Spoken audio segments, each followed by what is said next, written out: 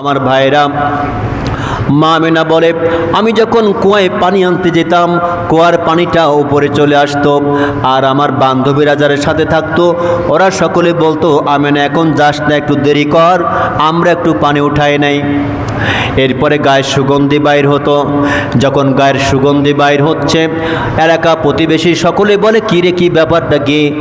আব্দুল্লাহ তো মারা গেছে, আমেনার স্বামী তো বেঁচে নাই, আব্দুল্লাহ তো মারাই গেছে।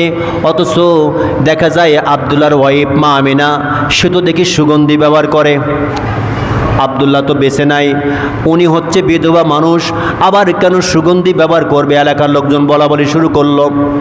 আব্দুল মুত্তালিব সম্মানী ব্যক্তি, কেউ কেউ এসে আব্দুল মুত্তালিবকে বলে, আব্দুল মুত্তালিব তোমার বৌমা কোন দিকে যায়, তুমি কি খেয়াল রাখো নাকি? বলে কি হয়েছে? আজকাল দেখি তোমার বৌমা সুগন্ধি মাখে। কার জন্য মাখে? সুগন্ধি মাখলে মাখবে তো জামাইয়ের জন্য, সুগন্ধি মাখলে তো মাখবে তার স্বামীর জন্য। যেহেতু জামাই নাই, স্বামী নাই, কার জন্য এটা মাখে? আমরা তোমার কাছে কৈফিয়ত চাই, তুমি তো সমাজের নেতা, তুমি তো নেতাগিরি করো, তোমার বৌমা এমন পরে এমন কোনো সুগন্ধি ব্যবহার করে।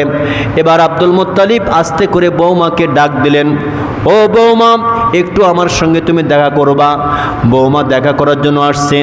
এবার ডেকে বলছে, মা আমি তোমাকে অত্যন্ত ভালোবাসি মা, আমার ছেলের সন্তান তোমার গর্ভে আছে এটাও আমরা জানি। ও মা আমার সন্তান বেঁচে নাই, আমার ছেলে মারা গেছে। তোমাকে নিয়ে সমাজের লোক কিছু কথা কানাকানি করে, কিছু কিছু কথা বলে। কি কথা বলে বাবা? বলে মা তুমি নাকি সুগন্ধি ব্যবহার করো, আমার সন্তান তো বেঁচে নাই, আমার ছেলে বেঁচে নাই। মা সমাজে একটা আমার সম্মান আছে, আমার ইজ্জত আছে মা গো, তুমি যে ওই সুগন্ধি ব্যবহার করো এটা নাকি অত্যন্ত দামি। ও মা তুমি যে সুগন্ধি ব্যবহার করো এটা আমাদের দেশেও নাকি পাওয়া যাবে না, বড় দামি সুগন্ধি মা, এটা তুমি কই পাইলা? এটা কেন তুমি ব্যবহার করো? আমার সম্মান যাবে, ইজ্জত যাবে মা, এইটা তুমি আর ব্যবহার করো না। আব্দুল মুত্তালিব বলে, মা এটা ব্যবহার করার দরকার নাই, যেহেতু আমার ছেলে তো বেঁচে নাই, তাই তুমি আর এই সুগন্ধি ব্যবহার করো না, সুগন্ধিটা তুমি রেখে দিও, ওটা ব্যবহার করতে হবে না। কোন দেশ থেকে তুমি কাঁদতে আনাইছাও এটা আমি জানি না, তো সুগন্ধি তুমি আর কোনো দিনও ব্যবহার করবে না, এটা আমার সম্মানে ক্ষতি হয়। আসলে কি সে সুগন্ধি ব্যবহার করে ভাই? সুগন্ধি ব্যবহার করে না, সুগন্ধি সে ব্যবহার করে না। সুগন্ধি কেন হলো? এবার ডাক দিয়ে বলছে, আব্বাজান আপনার কথা তো শেষ। বলে হ্যাঁ মা আমার কথা শেষ। পাশে শাশুড়ি ও বাসা শ্বশুর দুজনই রয়েছেন। এবার দুজনকে লক্ষ্য করে ওই মা আমিনা বলছে, আব্বাজান আমি পৃথিবীর কোনো দেশ থেকে সুগন্ধি আনাই নেই নাই, আমি কোনো পরপুরুষের সঙ্গেও কথাও আমি বলি না, আমি কারো মাধ্যমে কোনোভাবে আমি সুগন্ধি নিয়ে আসি নাই। আমার দেশ থেকে তো দূরের কথা, বিদেশ থেকে দূরের কথা, আমার দেশ থেকেও পর্যন্ত সুগন্ধি আমি আনাই নাই।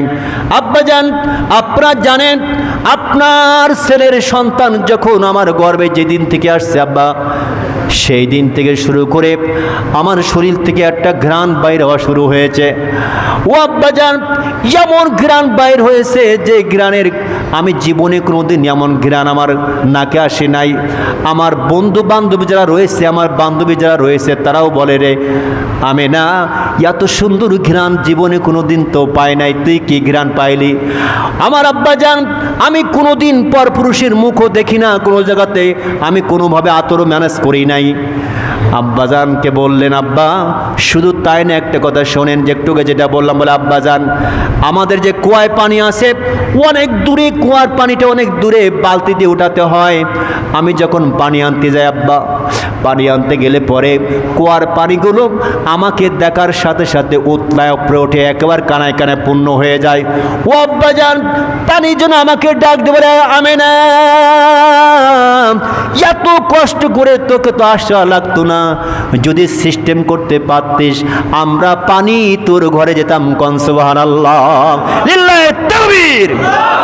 এমন করে বলে, ও আব্বাজান শুধু তাই না, শোনেন, আমি যেদিকে যাই ঘর থেকে বাইরে, যখন আমি বাইরে যাই, আসমানের যে সূর্যটা দেখেছেন, এই সূর্যটার মুখে এক টুকরা মেঘ এসে লেগে যায়, আমার শরীরে কোনো রোদের তাপ পড়তে পারে না। সুবহানাল্লাহ। আব্বা শুধু তাই না, আমি যদি রাস্তাও দিয়ে চলতে চাই, যদি চলি, তাহলে পরে দেখি এ আব্বাজান আমার পেটে আপনার ছেলের সন্তান আসার পর থেকে রাস্তাও গেলে পরে আমি দেখেছি, আমি যখন রাস্তায় চলি, সাইডের ধূলিকণাগুলো যে থাকে, ধূলিকণা, মরুভূমির ধূলিকণাগুলো, সেগুলো পর্যন্ত আমাকে সালাম করে। শুধু তাই না আব্বাজান, আমি দেখেছি আমি যখন গাছের পাড় দিয়ে যাই, গাছগুলো হেলে দুলে আমাকে সালাম করে আর আমাকে বাতাস করে। আব্বাজান একদিনের জন্য পরপুরুষের মুখ আমি দেখি নাই। গণ সুবহানাল্লাহ। আমার ভাইরা অবাক হয়ে গেলেন। তার শ্বশুর আব্বা আব্দুল মুত্তালিব বলে, মারে, সমাজের লোক তোমাকে নিয়ে কটু কথা বলেছে, তুমি নাকি পরপুরুষের মুখ দেখেছো, কার মাধ্যমে নাকি বিদেশ থেকে দামি আতর আনাইছো। আমি না বলছে, বাবা পৃথিবীর কোনো দেশের আতর এটা না, পৃথিবীতে কিনতে পাওয়া যাবে না, এই আতর পৃথিবীর কোনো দোকানে পাওয়া যাবে না। এটা হচ্ছে আপনার পোতা ছেলে, আপনার নাতি ছেলে আমার গর্বে যেদিন থেকে আসছে, সেই দিন থেকে সুগন্ধি বাইর হওয়া শুরু হয়েছে। চিৎকার দিয়ে সুবহানাল্লাহ।